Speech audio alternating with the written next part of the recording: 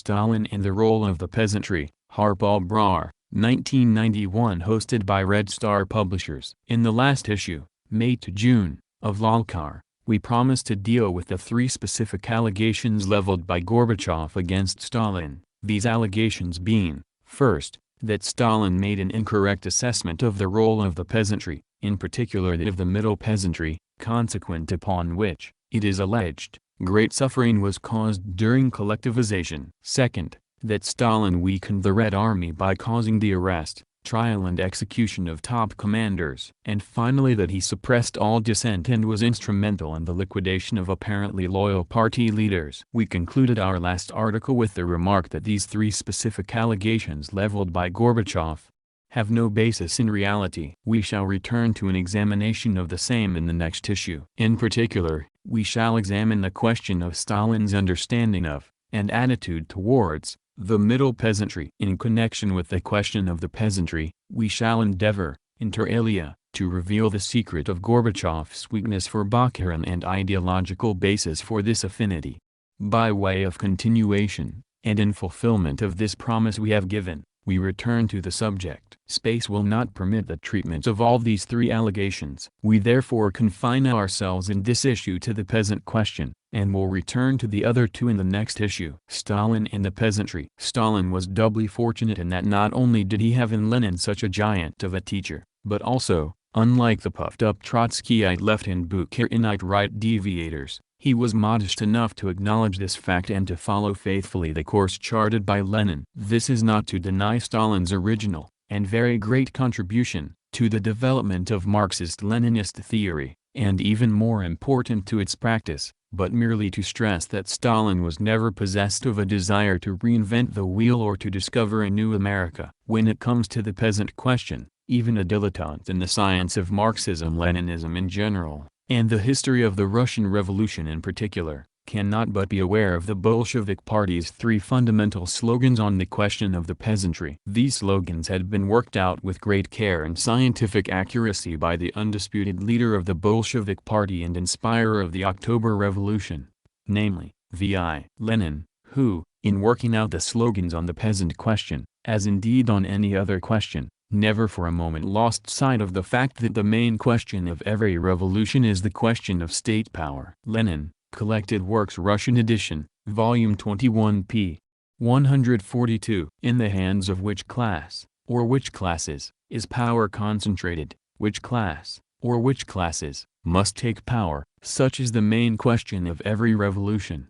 J.V. Stalin, Collected Works Volume 9 p. 207. Continues Stalin. The party's fundamental strategic slogans, which retain their validity during the whole period of any particular stage of the revolution, cannot be called fundamental slogans if they are not wholly and entirely based on this cardinal thesis of Lenin's. Fundamental slogans are correct slogans only if they are based on a Marxian analysis of class forces, if they indicate the correct plan of disposition of the revolutionary forces on the front of the class struggle, if they help to bring the masses up to the front of the struggle for the victory of the revolution, to the front of the struggle for the seizure of power by the new class, if they help the party to form a large and powerful political army from among the broad masses of the people, which is essential for the fulfillment of this task. Ibid. What were these fundamental strategic slogans, corresponding to different stages of the revolution, on the peasant question? Slogan number 1, together with the whole of the peasantry, against the Tsar and the landlords, with the bourgeoisie neutralized, for the victory of the bourgeois democratic revolution. This was the fundamental slogan during the first stage of the Russian Revolution. This is how Lenin formulated the party's slogan in the period of preparation for the bourgeois democratic revolution. The proletariat must carry to completion the democratic revolution by allying to itself the mass of the peasantry in order to crush by force the resistance of the autocracy and to paralyze the instability of the bourgeoisie. Lenin, Two Tactics of Social Democracy. Slogan number 2, together with the poor peasantry, against capitalism in town and country, with the middle peasantry neutralized, for the power of the proletariat.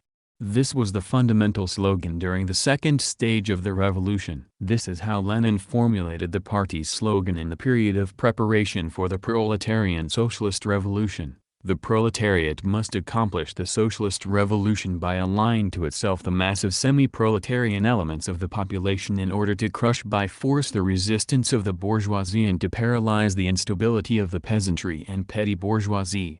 Ibid. Explaining to Yenskaya, and emphasizing the profound difference between the above two strategic slogans, Stalin remarks, "As you see, Lenin repeatedly emphasized the profound difference between the first strategic slogan, the slogan of the period of preparation for the bourgeois democratic revolution, and the second strategic slogan, the slogan of the period of preparation for the October Revolution." The first slogan was, "Together with the whole of the peasantry against the autocracy," the second slogan, "Together with the poor peasants against the bourgeoisie." Ibid. p. 218. Stalin's emphasis. Slogan number 3, while relying on the poor peasants and establishing a durable alliance with the middle peasants, march forward towards socialist construction. This was the fundamental slogan of the Bolshevik Party as from the early part of 1919, that is, from the period connected with the commencement of socialist construction. This is how Lenin expressed himself on this question in March 1919, at the opening of the 8th Congress of the party. The best representatives of socialism of the old days, when they still believed in revolution and served it theoretically and ideologically, spoke of neutralizing the peasantry, i.e., of turning the middle peasantry into a social stratum, which, if it did not actively aid the revolution of the proletariat, at least would not hinder it, would remain neutral and would not take the side of our enemies. This abstract, theoretical presentation of the problem is perfectly clear to us. But it is not enough. We have entered a phase of socialist construction in which we must draw up concrete and detailed basic rules and instructions which have been tested by the experience of our work in the rural districts, by which we must be guided in order to achieve a stable alliance with the middle peasantry. Lenin, Collected Works, Volume 29 p.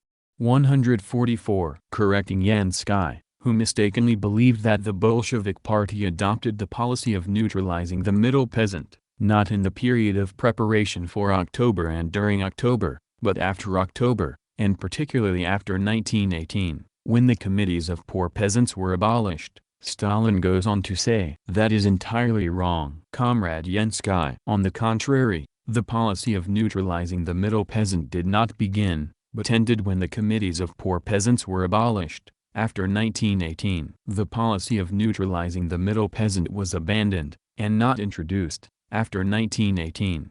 J.V. Stalin, Ibid p. 219, emphasis as in the original." And further, "The middle peasant snivelled and vacillated between revolution and counter-revolution as long as the bourgeoisie was being overthrown and as long as the Soviet power was not consolidated. Therefore it was necessary to neutralize him. The middle peasant began to come towards us when he began to realize that the bourgeoisie had been overthrown for good, that Soviet power was being consolidated, that the kulak was being overcome and that the Red Army was beginning to achieve victory on the fronts of the Civil War. And it was precisely after such a change that the third strategic slogan of the party, announced by Lenin at the 8th Party Congress, became possible. Namely, while relying on the poor peasants and establishing durable alliance with the middle peasants, march forward towards socialist construction."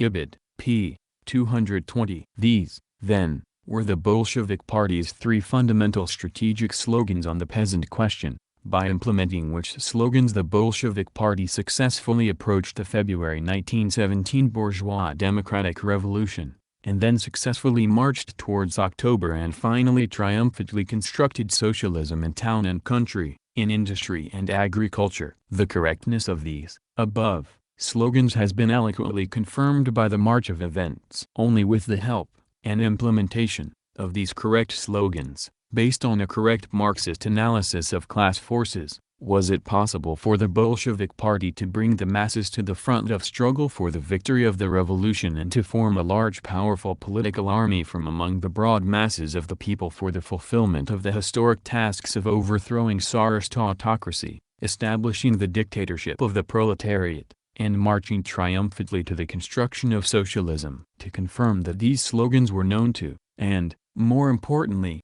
fully understood by, Joseph Stalin, All that Gorbachev has to do is to get hold of Volume 9 of Stalin's collected works and read the 17 pages which comprise the article "The Party's Three Fundamental Slogans on the Peasant Question," replied to Yenskaya. Stalin's writings are littered with references to the Bolshevik Party's stance on the peasant question. We have chosen this particular article because in it Stalin, in his inimitable style, disposes of a very difficult and complicated topic in a manner which is succinct and yet comprehensive. Although Stalin's writings have long been suppressed by the revisionist rulers of the USSR, and Gorbachev's glasnost has not made any change in this regard, one must presume that these writings are still in Soviet archives and there ought not to be any difficulty in Gorbachev having access to them. More importantly, although the first two slogans on the peasant question were put into effect during the lifetime of Lenin, the third slogan, that of durable alliance with the middle peasantry, although announced by Lenin in March 1919, was by and large put into effect, was implemented, under Stalin's leadership. And had Stalin got it wrong, far from leading the struggle for the successful building of socialism in the countryside, he would have brought Soviet power to a virtual collapse. Anyone who has made even a casual study of the struggle waged by the Bolshevik Party, under the leadership of Stalin, after the death of Lenin in January 1924, against the left Trotskyist Zinovieite and right Bukharinite deviations cannot but be convinced of the correctness of the Leninist line of the Bolshevik Party. In the interests of those readers who have no knowledge of this controversy, and in order to refute Gorbachev's groundless first allegation, we shall briefly delve into this controversy. Two deviations from the party's Leninist line on collectivization. First deviation, the left, Trotskyist deviation.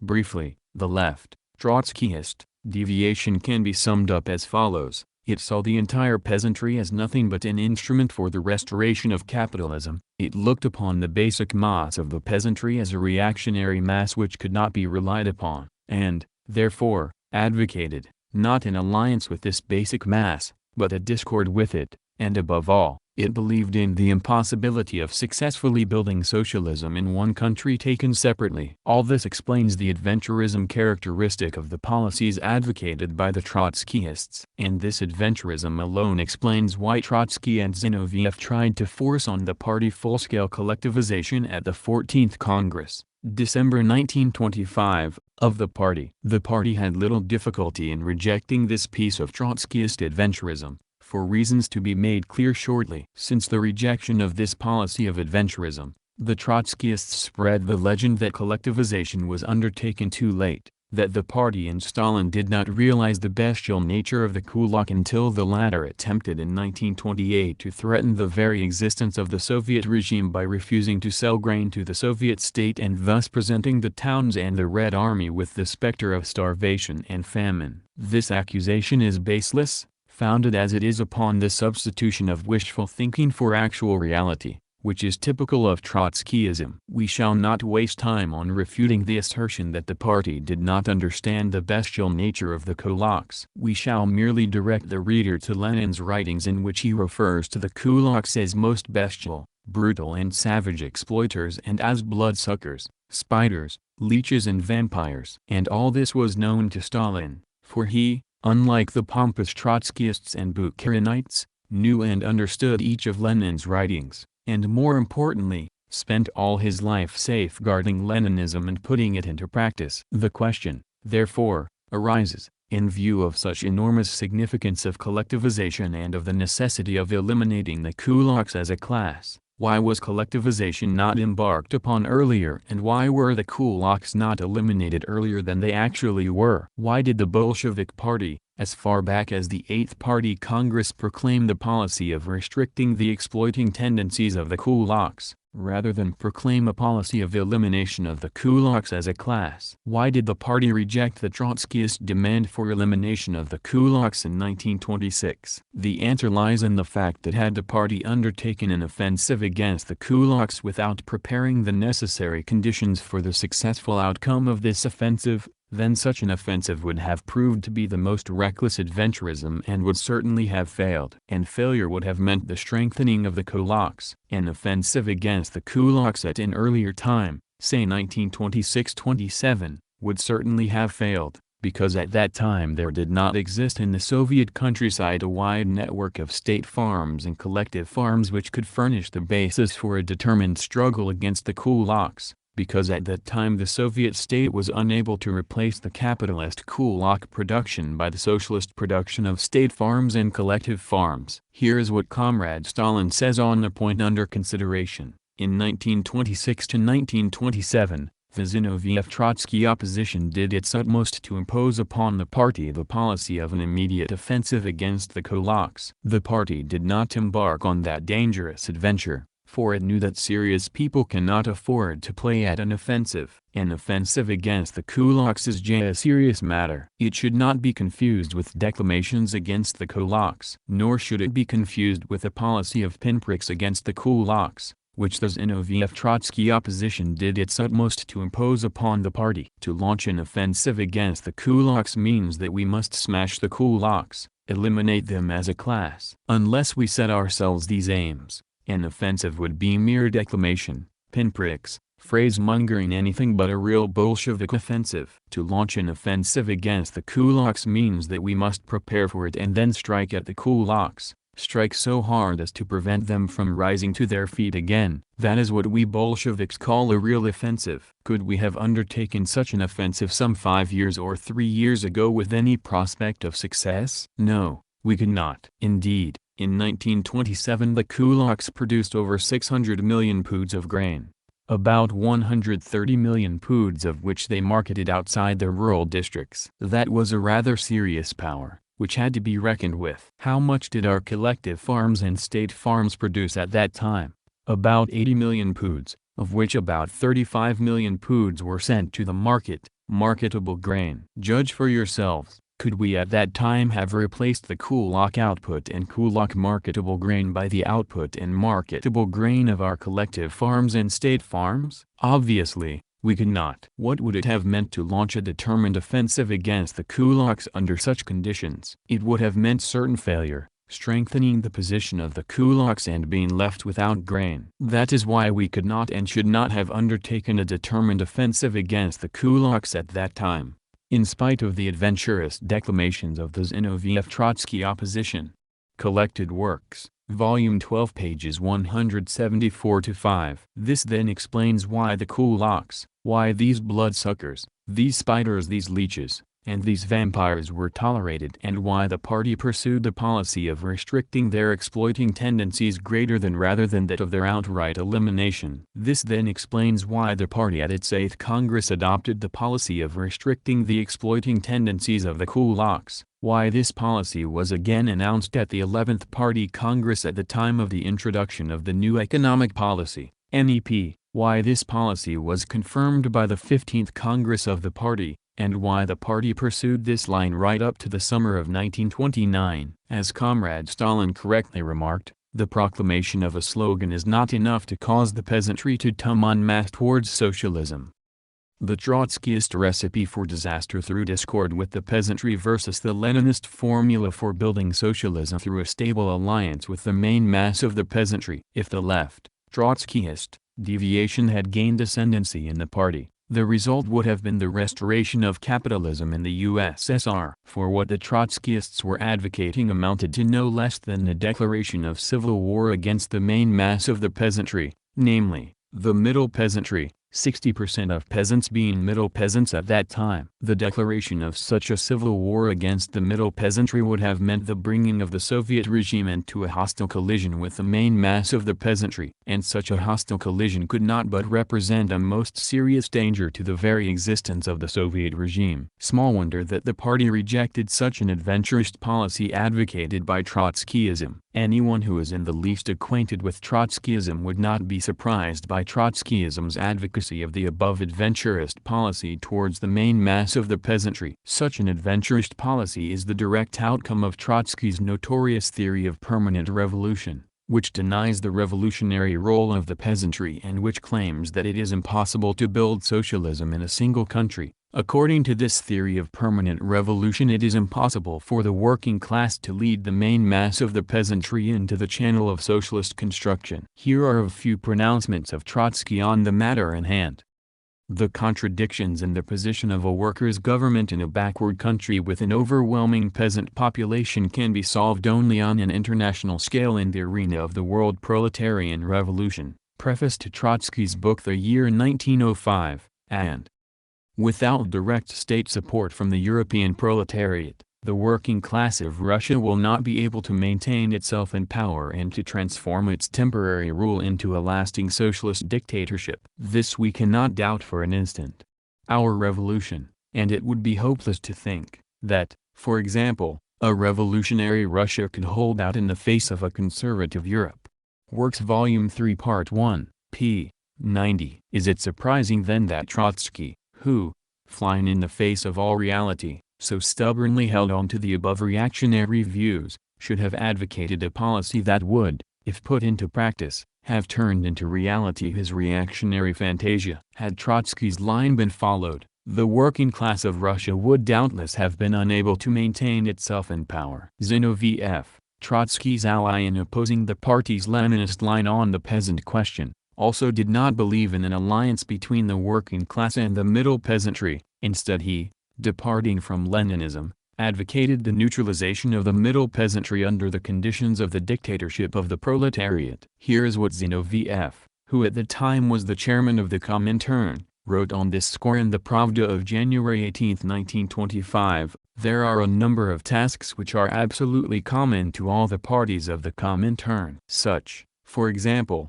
are the proper approach to the peasantry. There are three strata among the agricultural population of the whole world, which can and must be won over by us and become the allies of the proletariat: the agricultural proletariat, the semi-proletarians, the smallholder peasants, and the small peasantry who do not hire labor. There is another stratum of the peasantry, the middle peasants, which must be at least neutralized by us." Quoted according to Stalin, Collected Works Volume 7, pages 381-2. The Trotskyist opposition's chief economist, Preobrazhensky, even went so far as to declare the peasantry a colony for socialist industry, as an object to be exploited to the utmost. Smirnov, another leader of the opposition, openly advocated discord with the middle peasants. "We say that our state budget must be revised in such a way that the greater part of this 5,000 million budget should flow into industry, for it would be better for us to put up with discord with the middle peasants than to invite certain doom."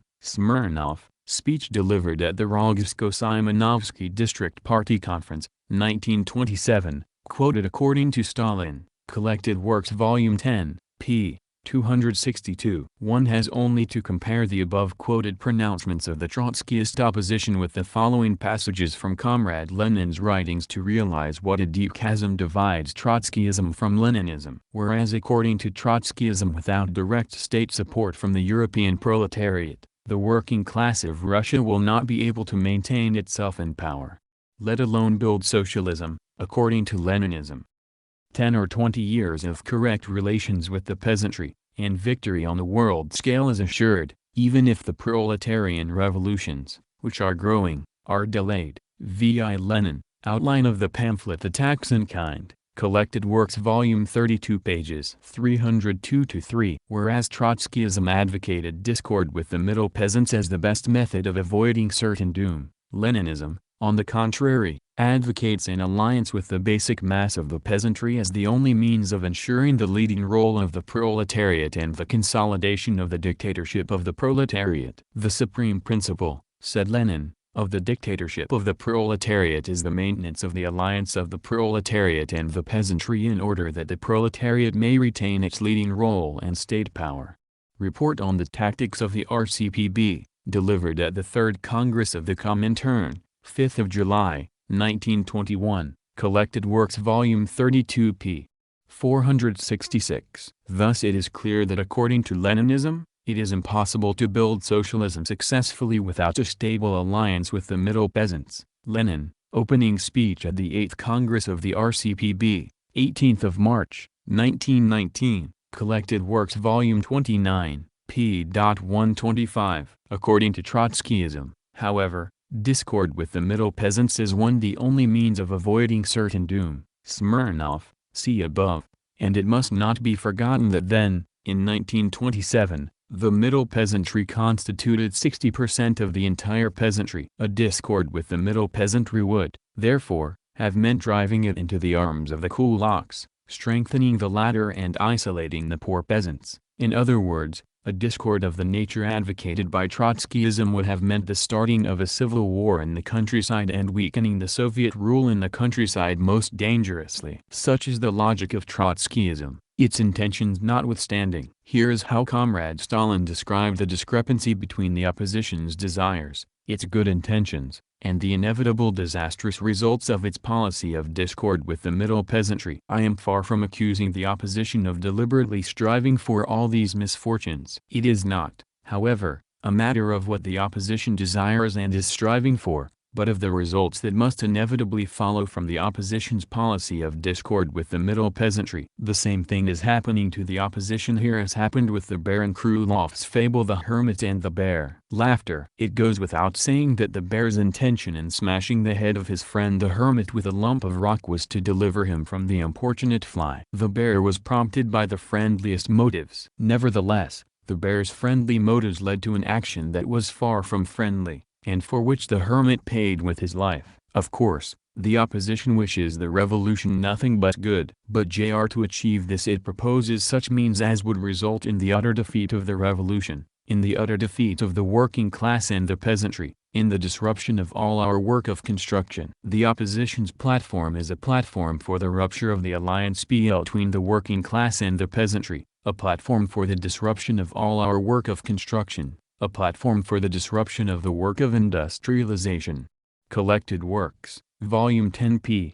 265. The year 1929 and the turn of the peasantry towards collectivization. By the second half of 1929, however, the picture had changed drastically, and there were present all the prerequisites for a determined offensive against the kulaks and for their elimination as a class. What were these prerequisites? These were the following. First, the state farms and the collective farms had been developed to a degree that they were able to replace kulak farming as regards the latter's marketable output. In 1929 the collective farms alone produced 29,100,000 centners of grain, of which 12,700,000 centners was marketable grain. Explaining why it was not possible to strike at the kulaks in 1927, and why an offensive against the kulaks had become a reality in 1929. This is how Comrade Stalin characterized the changes that had taken place since 1927, which made it possible for the party to undertake a real Leninist offensive against the kulaks as opposed to Trotskyist declamations and phrase-mongering against the kulak.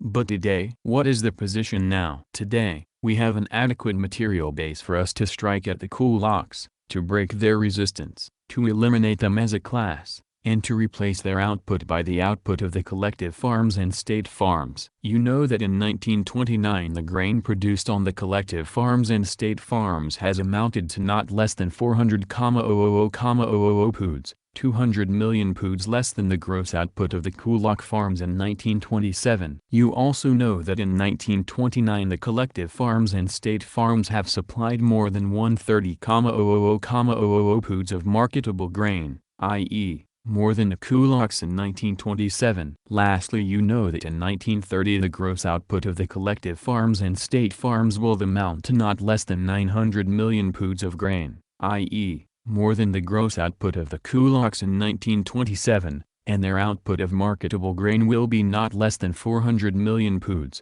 i.e., incomparably more than the kulaks supplied in 1927. That is how matters stand with us now, comrades. There you have the change that has taken place in the economy of our country. Now, as you see, we have the material base which enables us to replace the kulak output by the output of the collective farms and state farms. It is for this very reason that our determined offensive against the kulaks is now meeting with undeniable success. That is how an offensive against the kulaks must be carried on, if we mean a genuine and determined offensive and not mere futile declamations against the kulaks. That is why we have recently passed from the policy of restricting the exploiting tendencies of the kulaks to the policy of eliminating the kulaks as a class.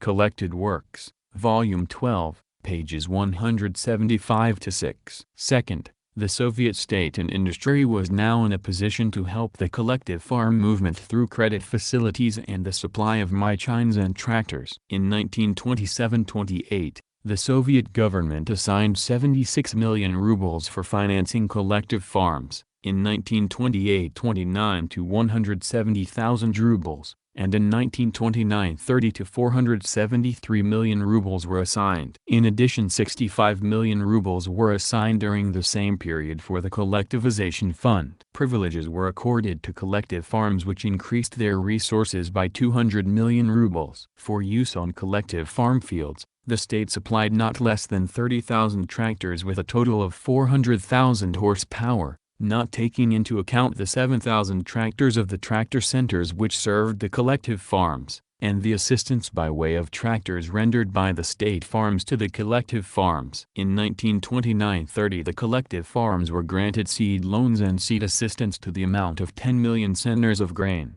61 million boots. Lastly, the collective farms were greatly helped by the direct organizational assistance given them in the setting up of more than 7,000 machine and tractor stations. The result of all these measures was a 40-fold increase in the crop area of collective farms in 3 years, and a 50-fold increase in the grain output of the collective farms, with an increase in its marketable part of more than 40-fold, during the same 3 years, i.e., 1927-29. Third, the turn of the peasantry towards socialism, towards collectivization. This turn did not arise all of a sudden in an accidental or spontaneous way. It had to be prepared for in a scientific manner and through hard struggle over a number of years, in which the party led the people in clearing one obstacle after another from the path leading to collectivization. Here is how Comrade Stalin described the process of development on the basis of which arose in the latter half of 1929 the mighty mass collective farm movement of millions of poor and middle peasants. The turn of the peasantry towards collectivization did not begin all at once. Moreover, it could not begin all at once. True, the party proclaimed the slogan of collectivization already at the 15th Congress, but the proclamation of a slogan is not enough to cause the peasantry to turn en masse towards socialism. At least one more circumstance is needed for this, namely, that the masses of the peasantry themselves should be convinced that the slogan proclaimed is a correct one and that they should accept it as their own. Therefore, this TUM was prepared gradually. It was prepared by the whole course of our development, by the whole course of development of our industry, and above all by the development of the industry that supplies machines and tractors for agriculture. It was prepared by the policy of resolutely fighting the kulaks and by the course of our grain procurements in the new forms that they assumed in 1928 and 1929, which placed kulak farming under the control of the poor and middle peasant masses. It was prepared by the development of the agricultural cooperatives,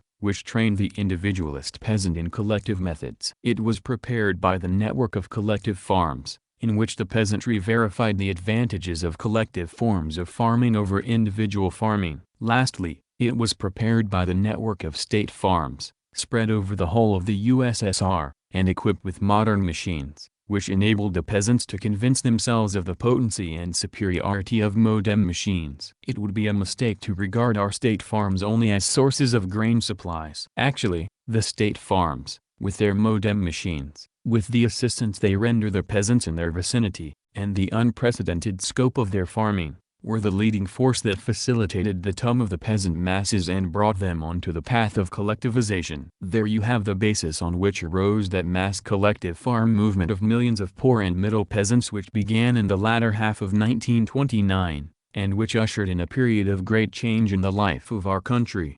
Collected Works Volume 12, pages 288-89. Report to the 16th Congress. From the foregoing it is perfectly clear that the Bolshevik Party's policy on collectivization was a Leninist policy and the only correct policy. It is equally clear that the policy advocated by Trotskyism was fraught with the most dangerous and desperate adventurism, and, had this policy been put into practice, the result would have been certain doom. We can now say that the Bolshevik Party was 1,000 times right in rejecting the Trotskyist demands for striking at the kulaks in 1926-27, also the party was 1,000 times right in 1929, having already prepared the necessary basis, in launching an offensive against the kulaks, The party was perfectly justified in 1929 in passing from the policy, followed hitherto, of restricting the exploiting tendencies of the kulaks to the policy of eliminating the kulaks as a class. The elimination of the kulaks as a class was not simply an administrative affair,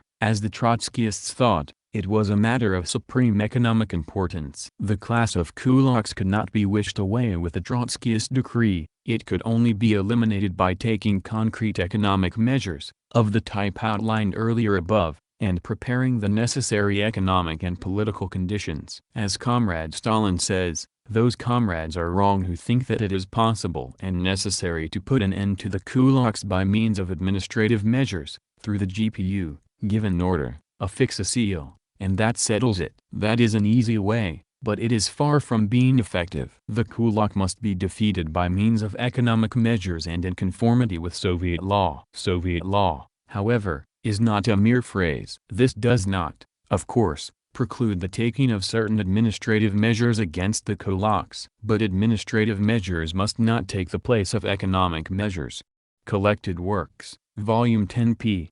319. What is more, the time for launching an all-out offensive against the kulaks had to be right. Any mistake on this score meant playing at an offensive against the kulaks, meant risking the very existence of the dictatorship of the proletariat. One of the chief characteristics of Leninist leadership, of Bolshevik tactics, is to choose the correct time and the proper ground for launching an offensive against the enemies of socialism. To put this in the apt language of Comrade Stalin, the art of Bolshevik policy by no means consists in firing indiscriminately with all your guns on all fronts, regardless of conditions of time and place, and regardless of whether the masses are ready to support this or that step of the leadership. The art of Bolshevik policy consists in being able to choose the time and place and to take all the circumstances into account in order to concentrate fire on the front where the maximum results are to be attained most quickly.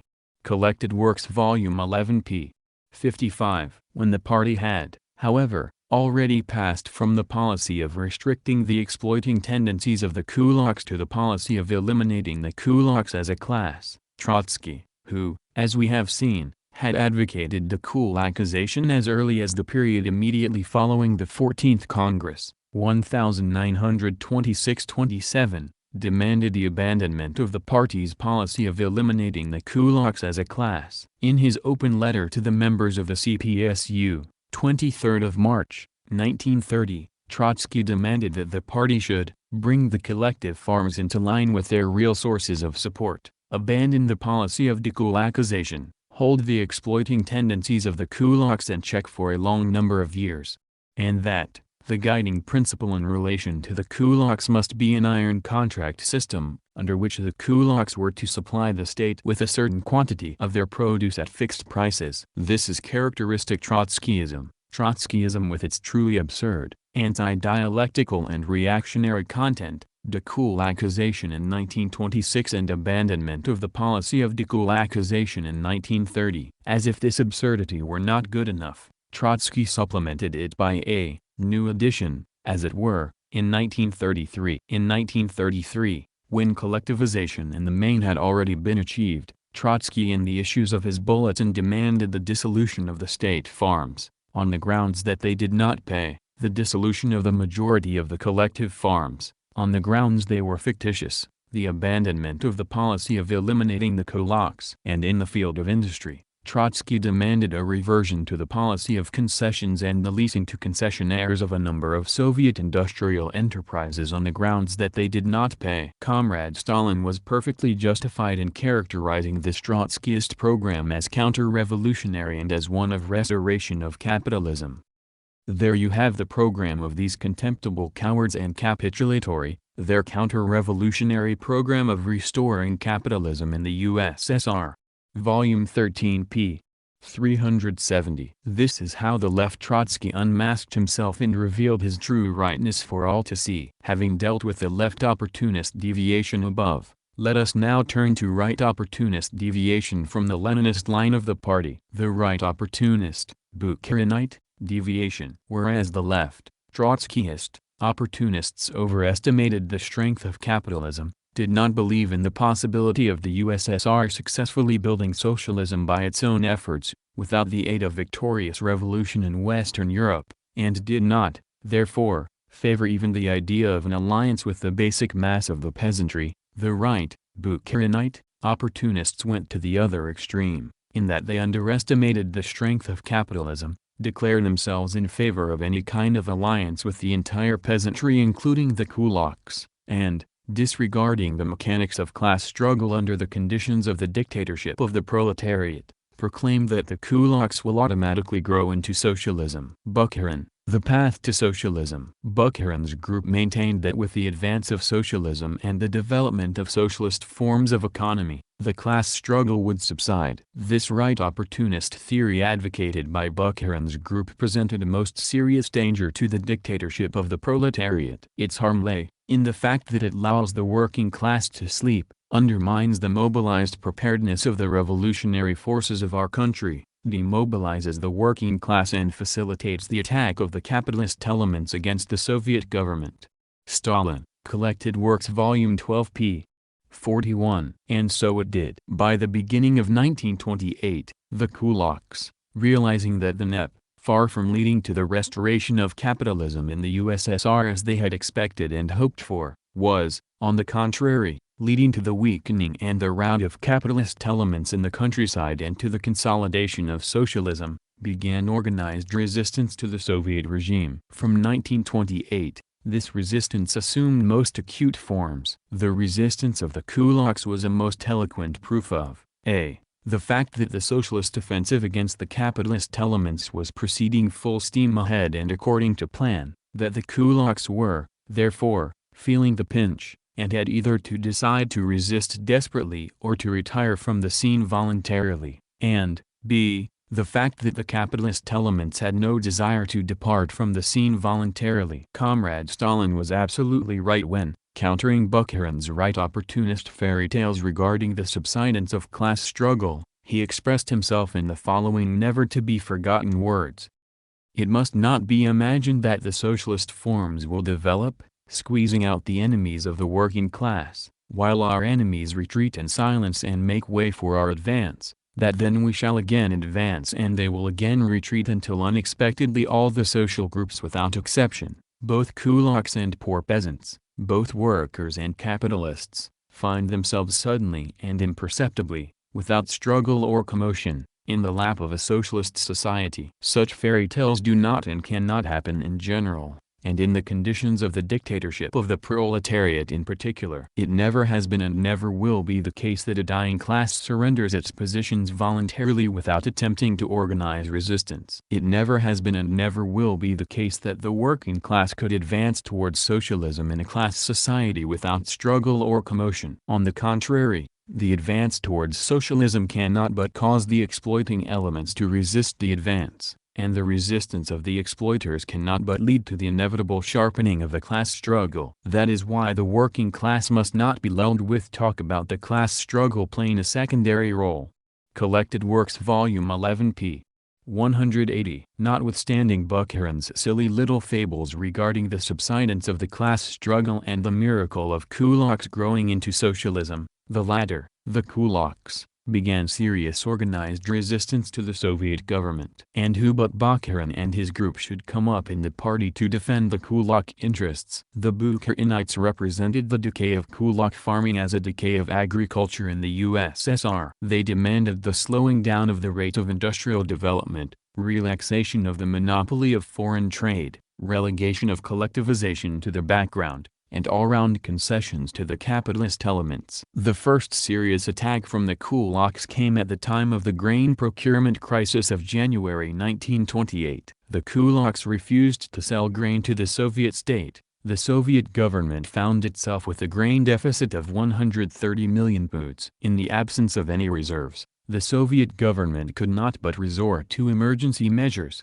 such as the application of Article 107 of the Criminal Code, which had the effect, in the case of the kulaks refusing to sell grain, of the latter's grain being confiscated. The application of emergency measures, which, despite individual distortions here and there, were a great success and had the desired effect of procuring from the kulaks the necessary supplies of grain required by the state, enraged the Bukharinites. Under the guise of combating excesses, the Bukharinites were in fact engaged in combating the party's correct policy and in the defense of the kulaks. Here's how Comrade Stalin exposed this fraudulent opportunist trick of the Bukharinites. The most fashionable word just now among Bukharin's group is the word excesses in grain procurements. That word is the most current commodity among them, since it helps them to mask their opportunist line. When they want to mask their own line, they usually say, "We, of course, are not opposed to pressure being brought to bear upon the kulak, but we are opposed to the excesses which are being committed in this sphere and which hurt the middle peasant." They then go on to relate stories of the horrors of these excesses.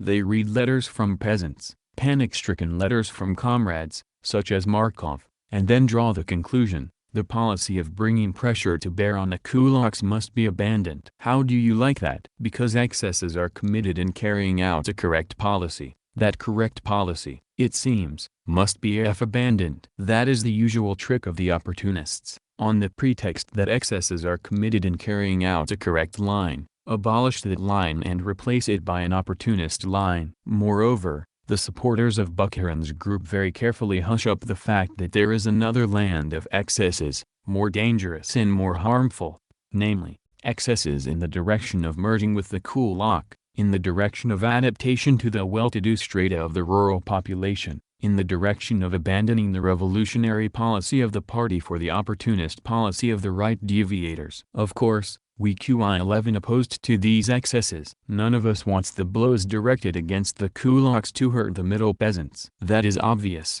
and there can be no doubt about it. But we are most emphatically opposed to the chatter about excesses, in which Bukharin's group so zealously indulges, being used to scuttle the revolutionary policy of our party and replace it by the opportunist policy of Bukharin's group. No, that trick of theirs won't work. Point out at least one political measure taken by the party that has not been accompanied by excesses of one kind or another. The conclusion to be drawn from this is that we must combat excesses. But can one on these grounds decry the line itself, which is the only correct line? Take a measure like the introduction of the 7-hour day. There can be no doubt that this is one of the most revolutionary measures carried out by our party in the recent period. Who does not know that this measure, which by its nature is a profoundly revolutionary one, is frequently accompanied by excesses, sometimes of a most objectionable kind?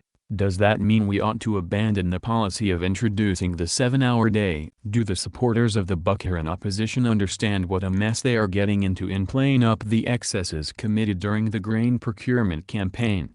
Collected Works, Volume 12, pages 96 to 97. In defense of the kulak interests, Bukharin's group went as far as accusing the party of pursuing a policy of military feudal exploitation towards the peasantry. It scarcely needs proof. Bukharin's group borrowed this weapon against the party from the arsenal of the counter-revolutionary bourgeoisie. In the history of our party one cannot recall any other instance of the party being accused of pursuing a policy of military feudal exploitation. That weapon against the party was not borrowed from the arsenal of Marxists. Where, then, was it borrowed from? From the arsenal of Miliukov, the leader of the cadets. When the cadets wish to sow dissension between the working class and the peasantry, they usually say, "You, messieurs the Bolsheviks, are building socialism on the corpses of the peasants." When Bukharin raises an outcry about the tribute, he is singing to the tune of messieurs the Miliukovs, and is following in the wake of the enemies of the people. Volume 12, p. 59. Bukharin's group was opposed to the fight against the kulaks. It was in favor of an alliance of the working class with the entire peasant. Why, including the kulaks? The party, however, was most emphatically opposed to such an alliance. No, comrades, such an alliance, of the type advocated by Bukharin and his group, we do not advocate, and cannot advocate. Under the dictatorship of the proletariat, when the power of the working class is firmly established, the alliance of the working class with the peasantry means reliance on the poor peasants, alliance with the middle peasants, and a fight against the kulaks. Whoever thinks that under our conditions alliance with the peasantry means alliance with the kulaks has nothing in common with Leninism. Whoever thinks of conducting a policy in the countryside that will please everyone, rich and poor alike, is not a Marxist, but a fool, because such a policy does not exist in nature. Comrades. Laughter and applause. Our policy is a class policy. Collected Works, Volume 11 p.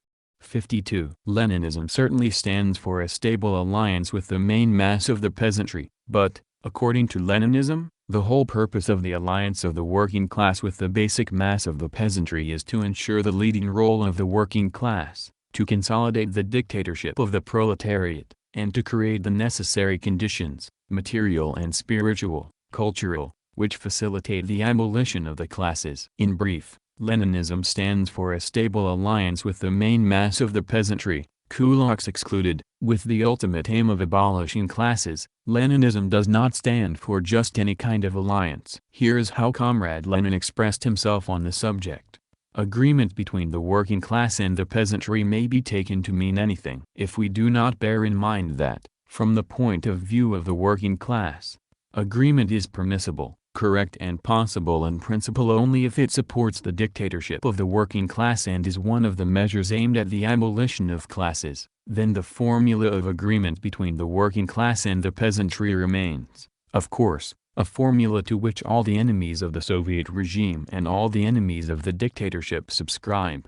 Collected Works. And further, at present, says Lenin, the proletariat holds power and guides the state. It guides the peasantry. What does guiding the peasantry mean? It means, in the first place, pursuing a course towards the abolition of classes, and not towards the small producer. If we wandered away from this radical and main course, we should cease to be socialists and should find ourselves in the camp of the petty bourgeoisie, in the camp of the socialist revolutionaries and Mensheviks, who are now the most bitter enemies of the proletariat.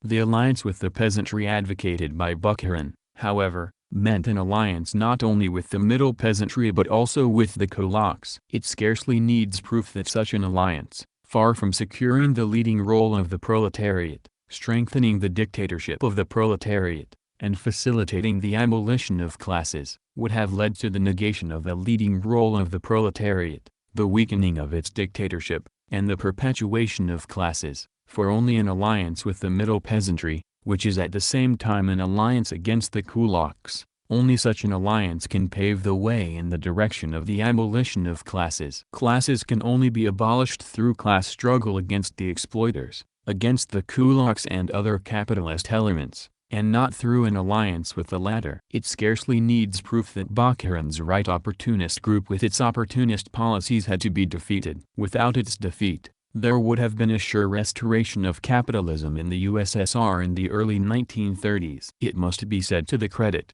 glory and honor of the Bolshevik Party and its leader at the time, Comrade Stalin, that the right opportunists of Bukharin's group were just as assuredly routed as those of the left opportunist Trotsky's NOVF group. The defeated groups joined forces subsequently, just as they had done previously, in opposition to the party, thus demonstrating their anti-Leninist and right-reactionary essence. There was no difference between the two except a form of platform. The truth remains that the program of the lefts led just as much as that of the rights in the direction of restoration of capitalism. It is in this sense and because of this that Marxist-Leninists have always maintained that lefts too are in fact rights. Here is how Comrade Stalin characterized the right, Bukharinite, and left, Trotskyite, opportunists, bringing out what was common to both, namely, their respective platforms for the restoration of capitalism, albeit through different routes.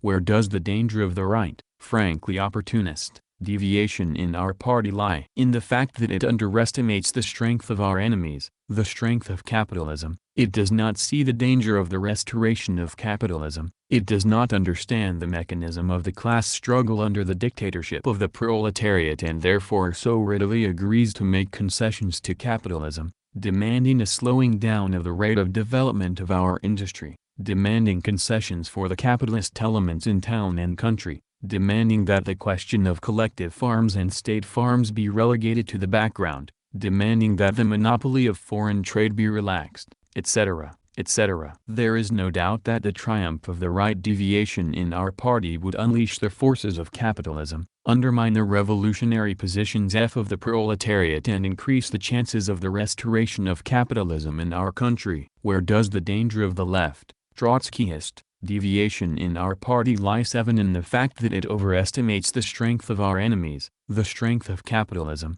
It sees only the possibility of the restoration of capitalism, but cannot see the possibility of building socialism by the efforts of our country. It gives way to despair and is obliged to console itself with chatter about Thermidor tendencies in our party. From the words of Lenin that as long as we live in a small peasant country, there is a sure economic basis for capitalism in Russia that for communism. The left deviation draws the false conclusion that it is impossible to build socialism in the USSR at all, that we cannot get anywhere with the peasantry, that the idea of an alliance between the working class and the peasantry is an obsolete idea, that unless a victorious revolution in the West comes to our aid the dictatorship of the proletariat in the USSR must fall or degenerate, that unless we adopt the fantastic plan of superindustrialization, even at the cost of a split with the peasantry, the cause of socialism in the USSR must be regarded as doomed. Hence the adventurism in the policy of the left deviation. Hence its superhuman leaps in the sphere of policy. There is no doubt that the triumph of the left deviation in our party would lead to the working class being separated from its peasant base, to the vanguard of the working class being separated from the rest of the working class masses,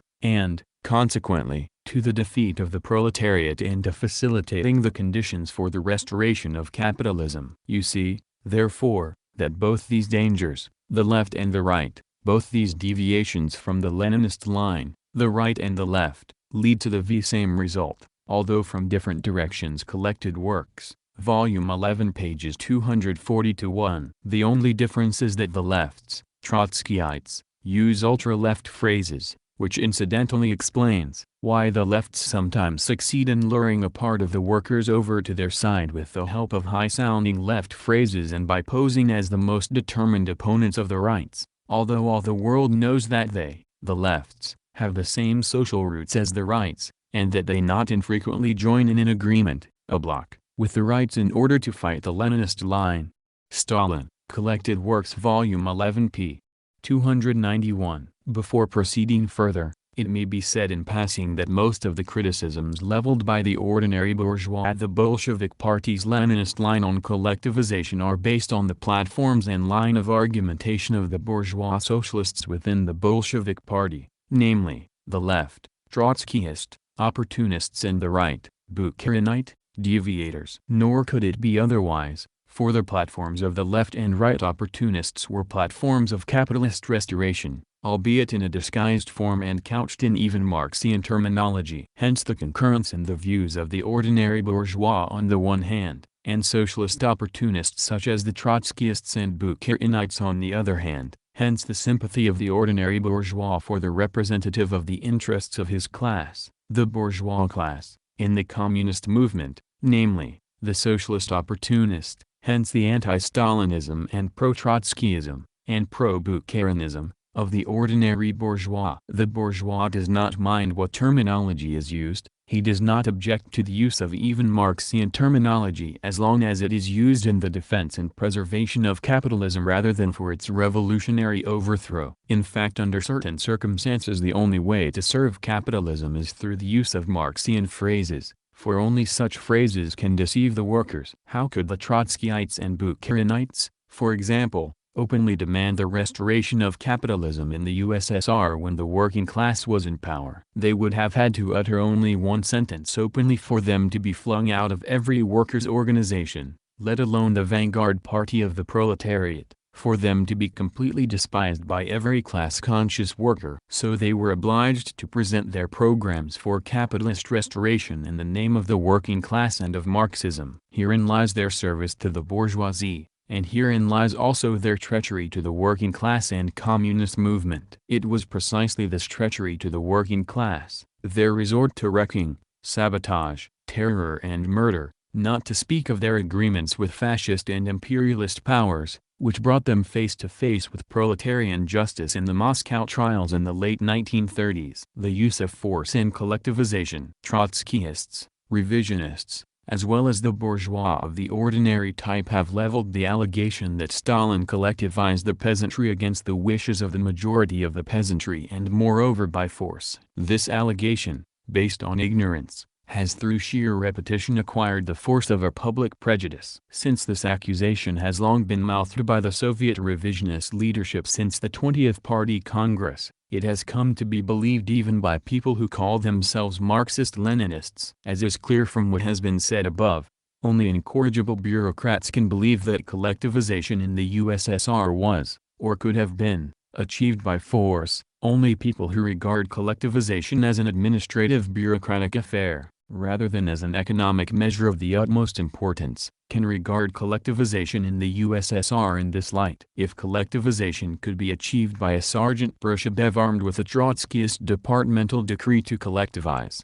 then indeed there would have been every reason to collectivize in 1926, as demanded by Trotsky and Zinoviev, or even much earlier during Lenin's lifetime. In that case we would be obliged to admit that the Trotskyists were right in demanding collectivization in 1926, whereas the Leninists were wrong in rejecting this demand. In demanding collectivization in 1926, the Trotskyists obviously believed that such a measure could be achieved with a scrap of paper and the Prussian sergeant's stick. If the party had been foolish enough to regard collectivization in this light and put these methods into effect, the result would have been, as explained earlier, a hostile collision between the working class which was in power, and the basic mass of the peasantry, without an alliance with which the working class could not hope to stay in power for long. The effect would have been a civil war and certain doom for the dictatorship of the proletariat. The party, however, regarded collectivization as an economic measure which could not be achieved without creating the necessary economic prerequisites. To reiterate,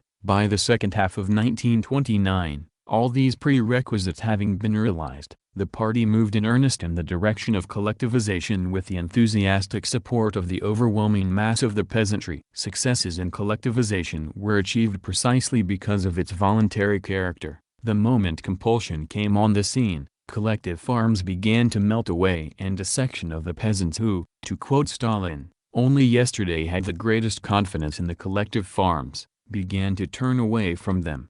Reply to Collective Farm Comrades, Volume 12 p. 210. None of this is meant to say that there were no distortions of the party's policy in individual cases by overzealous party functionaries and all sorts of left distorters. In particular there were, a. violations of the principle regarding the voluntary character of the collective farm movement, a violation which had the effect of causing collective farms to melt away. B. Violations of the principle which demanded that the diversity of conditions in the USSR be taken into account, and c. Violations of the principle which defined the artel form of the collective farm movement as the main link in the collective farm system. Attempts were made to skip this stage and pass over straight to the commune system. Had these violations not been removed and distortions corrected, there would have been no successes in the field of collectivization. The Central Committee of the party, headed by Stalin, took urgent and timely measures to root out these violations and distortions. On 2nd of March,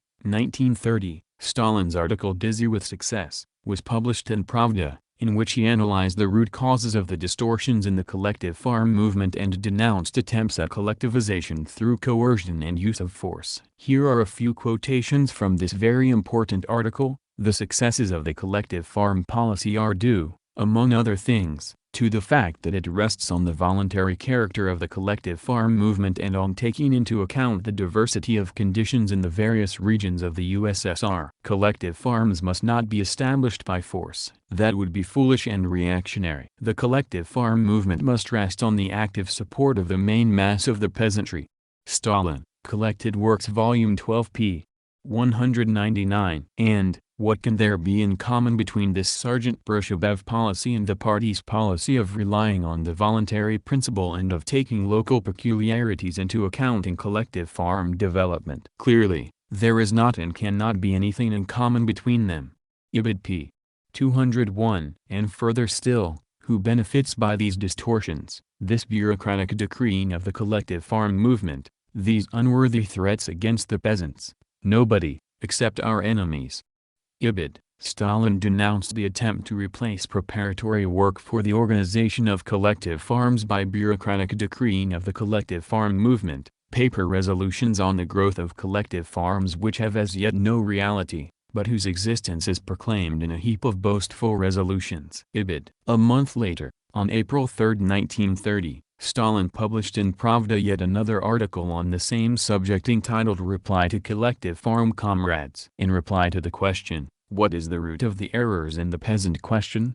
Stalin gives the following answer: a wrong approach to the middle peasant. Resort to coercion in economic relations with the middle peasant. It has been forgotten that coercion, which is necessary and useful in the fight against our class enemies, is impermissible and disastrous when applied to the middle peasant, who is our ally. It has been forgotten that cavalry charges, which are necessary and useful for accomplishing tasks of a military character, are unsuitable and disastrous for accomplishing the tasks of collective farm development, which, moreover, is being organized in alliance with the middle peasant.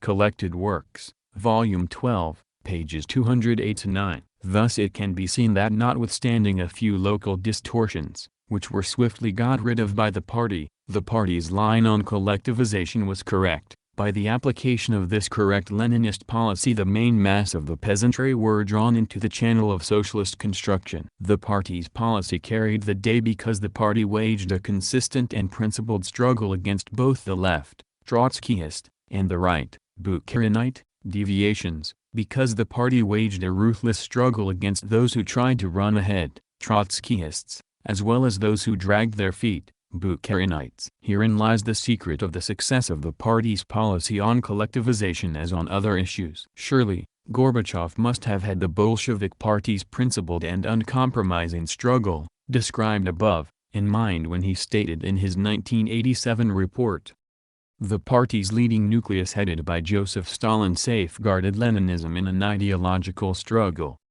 In view of all that has been said above, Gorbachev's allegation that Stalin made an incorrect assessment of the role of the middle peasantry must be pronounced completely unfounded and motivated by his present preoccupation to collectivize Soviet agriculture and to introduce a market, i.e., capitalist economy.